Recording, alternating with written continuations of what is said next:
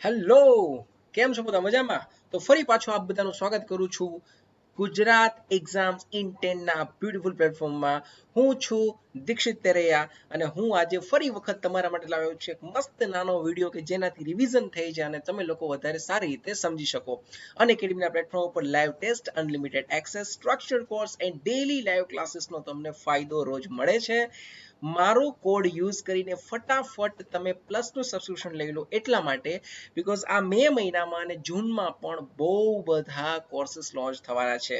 અગર એક વર્ષનું લોશો 12 મહિનાનું તો તમને માત્ર 6300 પડશે, પણ અગર તમે 2 વર્ષમાં જો મારો કોડ યુઝ કરશો લાઈવ ડીટી તો તમને આ સબસ્ક્રિપ્શન માત્ર 7560 પડશે. તો માય ડિયર ફ્રેન્ડ્સ, ફટાફટ આજે જ આ સબસ્ક્રિપ્શન લઈ લો અને ફટાફટથી આ જ્ઞાનની સરવાણીમાં જોડાઈ જાઓ. ચલિए સાહેબ, આજનો સબ્જેક્ટ શું છે? આજ છે બક્સરનું યુદ્ધ અને બંગાળ. મતલબ ઈસ્ટ ઇન્ડિયા કંપની કઈ રીતે પોતાનું આખું વર્ચસ્વ છે ભારતમાં કઈ રીતે શરૂ કરે છે એની આખી વાત.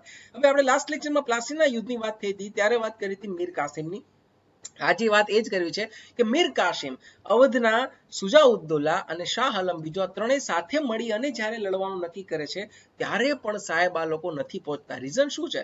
રીઝન સિમ્પલ છે. મીર કાસિમ તો સમજી ગયો તો સાહેબ, પણ જે મીર કાસિમ સમજી ગયો, ઈસ્ટ ઇન્ડિયા કંપની પણ સમજી ગઈ. મીર કાસિમ એવું નક્કી કર્યું કે આપણે ત્રણ લોકો સાથે મળીને યુદ્ધ લડીશું. કોણ કોણ ત્રણ લોકો? અવધના નવાબ, શાહ આલમ બીજો અને મીર કાસિમ. પરંતુ પ્રોબ્લેમ એ હતો, સાથે હતા છતાં એકબીજા ઉપર શંકા કરતા.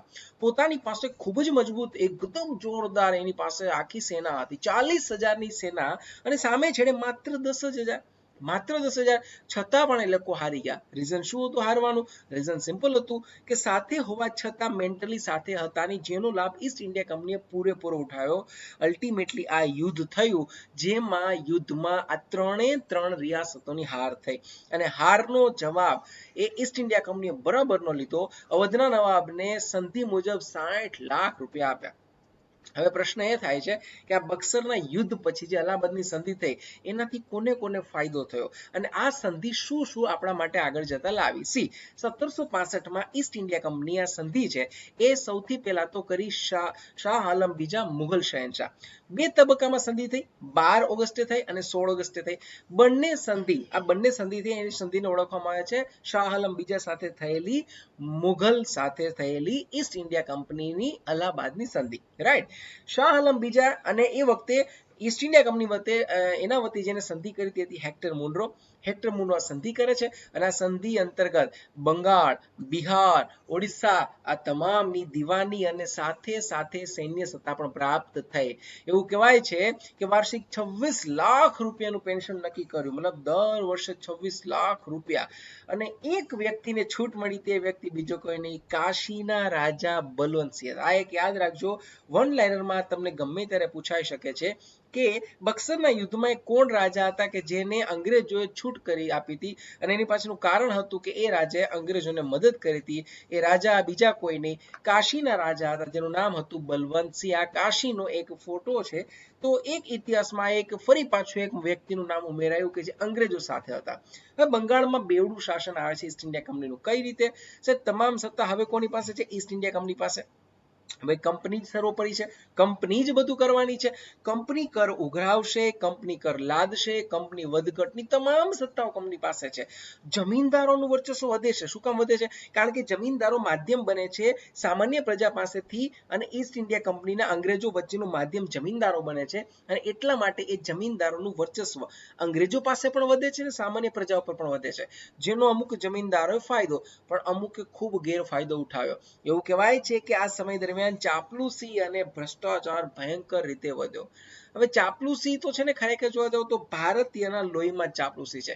દાખલા તરીકે તમે અગર કોઈ સિમ્પલી કોઈ ટ્રેનમાં, બસમાં મુસાફરી કરો છો અને તમને જસ્ટ ખ્યાલ આવે કે મારી બાજુમાં બેઠેલા કોઈ મામલતદાર સાહેબ છે કે કલેક્ટર સાહેબ છે, તરત જ બાય ડિફોલ્ટ ચાપલુસી નીકળી જશે. એટલા માટે તો સાહેબ એ લોકોને ફર્સ્ટ ક્લાસ ટિકિટ મળે છે, જનરલમાં આપણી સાથે મુસાફરી નથી કરતા. અને આમ જરા ચાપલુસી અને ભ્રષ્ટાચાર વધે માત્ર ભારતમાં નહીં, ઈસ્ટ ઇન્ડિયા કંપનીમાં પણ વધે છે. અને એટલા માટે અહીંથી શરૂ થાય છે ઈસ્ટ ઇન્ડિયા કંપનીની પડતીની શરૂઆત. તમને પ્રશ્ન થશે કે પડતીની શરૂઆત કેમ? કારણ કે ઈસ્ટ ઇન્ડિયા કંપનીના અધિકારીઓ છે, એ અધિકારીઓ પોતાનો નહીં પરંતુ પરંતુ પર્સનલ કંપનીને છોડીને પર્સનલ લાભ લેવા માટે, પર્સનલ વ્યાપાર કરવા માટે, એટલે માટે કંપની ધીરે ધીરે દેવાળામાં ડૂબવા માંડી. અહીંથી આવે છે બ્રિટિશ સંસદનું આગમન. બ્રિટિશ સંસદ અહીં એન્ટ્રી કરે છે. એવું કહેવાય છે કે ભ્રષ્ટાચારને કારણે માલિકોને એમ થયું કે આપણી પાસે બે જ ઓપ્શન છે, કાં તો બ્રિટિશ પાર્લામેન્ટ પાસે જઈએ અને એની પાસે માંગીએ મદદ, અને જો મદદ બ્રિટિશ પાર્લામેન્ટ આપણે ન કરી શકે તો પછી એક જ ઓપ્શન છે. ઓપ્શન એ છે કે કંપનીને આપણે વિસર્જન કરી દેવી પડે. પણ કંપની પાસે સંસદ પાસે જવાનો જે માર્ગ હતો એ ખુલ્લો હતો. કંપની સંસદ પાસે જાય છે, 10 લાખ પાઉન્ડની મદદ માંગે છે અને 10 લાખ પાઉન્ડ એને મળી પણ જાય છે અને આ રીતે કંપની ફરી જીવતી થાય છે. પણ આ 10 લાખ પાઉન્ડ છે એક શરતે મળે છે, અને શરત એ છે કે ભારતમાં રહેલી ઈસ્ટ ઇન્ડિયા કંપનીનું નિયમન બ્રિટિશ પાર્લામેન્ટ કરશે. બસ અહીંથી ખેલ શરૂ થાય છે. સો બ્રિટિશ પાર્લામેન્ટ છે એ બ્રિટિશ પાર્લામેન્ટ હવેથી બ્રિટિશ પાર્લામેન્ટ નિયમન કરશે ભારતમાં આવેલી આ કંપનીની, અને ત્યાંથી શરૂ થાય છે નિયામક ધારો, જે જૂન મહિનામાં 1973માં આવ્યો હતો. આ નિયામક ધારો એટલે શું? મતલબ બ્રિટિશ પાર્લામેન્ટ હવે ભારતમાં રહેલી ઈસ્ટ ઇન્ડિયા કંપનીનું નિયમન કરશે. બ્રિટિશ પાર્લામેન્ટ હવે નક્કી કરશે કે કોણ ગવર્નર હશે. બ્રિટિશ પાર્લામેન્ટ નક્કી કરશે કે કોણ હેડ કરશે, કઈ રીતે કંપની કામ કરશે, શાસન કઈ રીતે વધશે. કેમ કે બ્રિટિશ પાર્લામેન્ટને અલ્ટિમેટલી ઘૂસવું હતું અને આ માર્ગ મળી ગયો. ભ્રષ્ટાચારને રોકવા માટે કંપનીમાં ચુસ્ત નિયમાવલી દાખલ કરી કે ભાઈ કોઈ પણ અધિકારી પોતાનો પર્સનલ બિઝનેસ નહીં કરી શકે.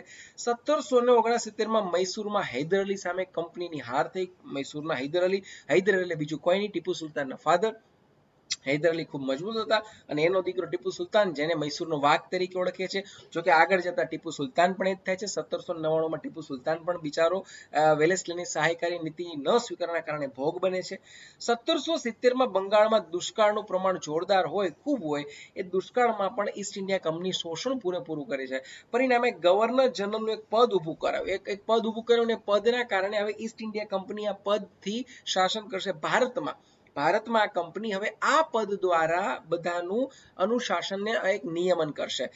વોરન હેસ્ટિંગ છે આપણા પ્રથમ, એટલે કે ભારતના ઇતિહાસમાં વોરન હેસ્ટિંગને પ્રથમ ગવર્નર જનરલ તરીકે મનાય છે, બંગાળના ગવર્નર જનરલ.